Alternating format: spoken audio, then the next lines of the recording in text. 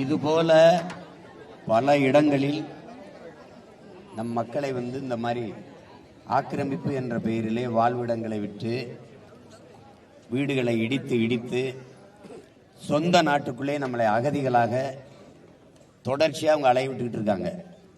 நீங்கள் இன்னைக்கு தான் இந்த போராட்டத்துக்கு வந்திருக்கீங்க. நான் இது மாதிரி பல வீடுகள் இடிக்கிற போராட்டத்தில் பங்கேற்ற ஒருத்தன்.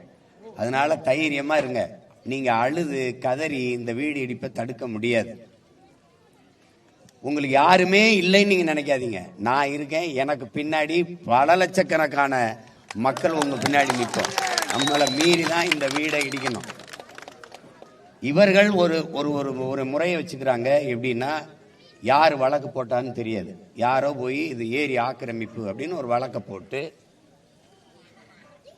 நம்ம பல முறை கேட்கிறோம், இது ஏரி ஆக்கிரமிப்பு. சரி, ஆக்கிரமிக்கும் போது என்ன பண்ணி கொண்டிருந்தீர்கள்? ஆக்கிரமிக்கும் போது எங்கே போனீர்கள்?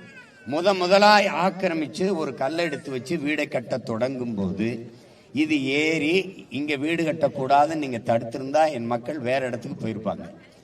அப்ப இங்க கட்ட அனுமதிச்சு இந்த கட்சி மாமன்ற உறுப்பினர்கள், இந்த கட்சி சட்டமன்ற உறுப்பினர்கள், இந்த கட்சி மாவட்ட செயலாளர்கள், இங்க இருக்கிற அதிகாரிகளுக்கு தெரியாமல் எமது மக்கள் இங்கே குடியேறினார்களா? ஆக்கிரமிப்பு என்றால் இந்த மின் இணைப்பு கொடுத்தது யார்? இந்த சாலையை போட்டது யார்? குடும்ப அட்டை கொடுத்தது யார்? வீட்டு வரி வாங்கியது யார்? வாக்காளர் உரிமையை, வாக்காளர் அடையாள அட்டை கொடுத்தது யார்? வரி வாங்கியது யார்? இவ்வளவும் 40 ஆண்டுகளா வாங்கிய ஒரு அரசு திடீர்னு ஒருத்தர் இப்ப என்ன பண்ணாங்கன்னா, அரசுனா நம்ம அரசு எதிர்த்து போராடுவோம். ஆனால் நீதிமன்றத்தில் போய் வழக்கை போட்டு நீதிமன்ற உத்தரவு, சட்டம் சொல்லிருச்சு, நீதிமன்றம் சொல்லிருச்சு, கோர்ட்டு சொல்லிருச்சு என்கிற இந்த முறையில தான் பல வீடுகளை இடித்து இடித்து வெளியேற்றிருக்கிறாங்க. இப்படி பல வீடுகள் இடிப்பு போராட்டத்திலே நின்று நின்று போராடி தடுத்தவன் என்கிற முறையில சொல்றேன். இந்த தடவை இந்த வீடை இடிக்க விட மாட்டோம், இடிக்க போறது இல்லை. நீங்க தைரியமா இருக்கு. அது தீர்ப்பு எப்படியும் வரலாம். தீர்ப்பு இருங்க, ஒரே நிமிஷம். நீங்க பேசி வீடு இடிக்கிற தடுக்க முடியுமா? ஒரு நிமிஷம் முடியாதுல. அப்ப பேசாம இருங்க. நீங்க சொல்றத கேக்குறத நான், நீங்க என்கிட்ட சொல்ல என்ன புண்ணியம்?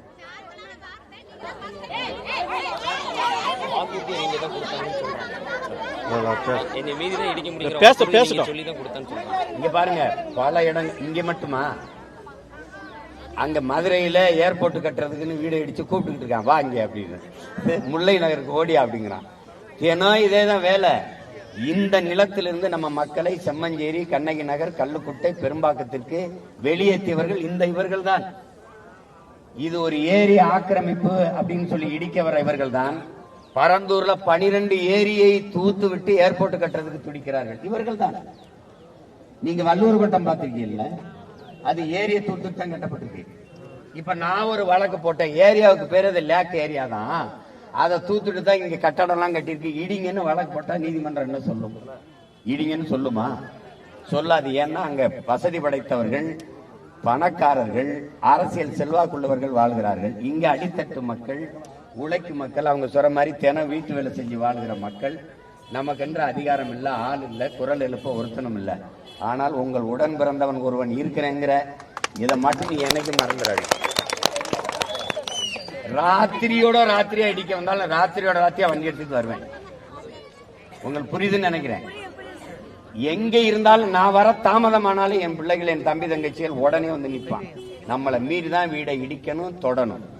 அவன் நோட்டீஸ் ஒட்டினதா தான் இருக்கும். ஒன்னும் பண்ண முடியாது. நீங்க தைரியமா மட்டுங்க.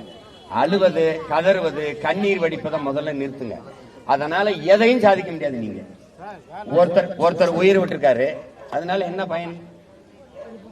அந்த குடும்பம் நடுத்தர நின்று அழுகிறது, நம்ம எல்லாம் அழுகிறத தவிர எதையும் சாதிக்க முடியாது. ஏன்னா உயிருக்கு மதிப்பளிக்காத ஆட்சியாளர்கள் இவர்கள். உயிருக்கு மதிப்பே தரமாட்டாங்க. நம்ம ஒன்றிணைந்து மொத்தமா நின்று போராடுவோம். கைது பண்ணி போகலாம், வரலாம். அதெல்லாம் நீங்க எதை பத்தியும் கவலைப்படாதீங்க. நீங்க 4000 பேர் இருக்கும்னு நினைக்காதீங்க. நாங்க பல லட்சம் பேர் உங்க பின்னாடி நிக்கிறோம்ங்கிறத மட்டும் மனசு வச்சுட்டு தைரியமா இருக்கு. அழாதீங்க. அழுது புலம்புறத முதல்ல கைவிடுங்க. உறுதியா நில்லுங்க. இடிக்க முடியாது. இடிக்க தொடங்கினா அடுத்த நொடி நான் இங்க நிற்பேன். நீங்க எதை பத்தியும் கவலைப்படாதீங்க, பாத்துக்கலாம். தைரியமா மட்டும் இருங்க.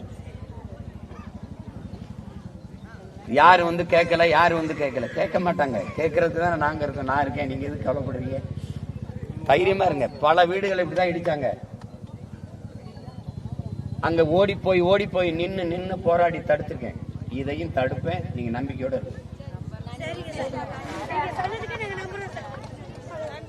நம்புங்க.